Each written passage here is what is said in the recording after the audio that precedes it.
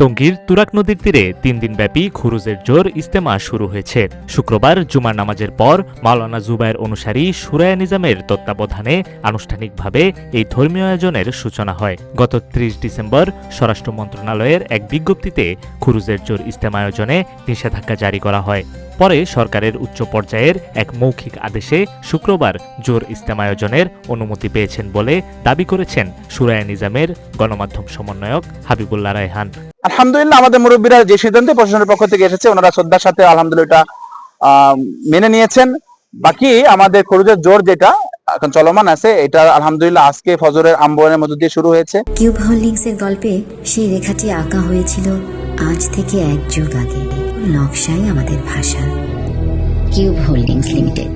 এর আগে গত 1 সপ্তাহ ধরে মাঠ প্রস্তুতির কাজ করে ইজতেমা আয়োজক কমিটির মুরব্বীরা। শুক্রবার সকাল থেকেই ময়দানের উত্তর পশ্চিমাংশে কয়েক লাখ মুসল্লি ইজতেমা ময়দানে সমবেত হন। দেশের ধর্মপ্রাণ মুসল্লিদের পাশাপাশি 70টি দেশের প্রায় 2000-এরও বেশি মেহমান ময়দানে অবস্থান করছেন। इज्तिमा तो नहीं हुआ और अमल हो गया, माशाल्लाह बयानात हो गई।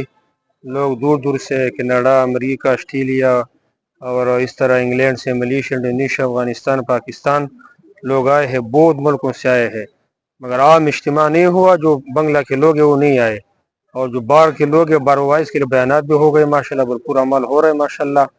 और लोग आए हैं बहुत मुल्क से, पूरी दुनिया से लोग आ रहे हैं, उसके बयानात माशाल्लाह हो रहा। যেভাবে কথা হওয়ার ছিল কথা হয়নি, তার কারণে অনেকই খারাপ লাগতেছে।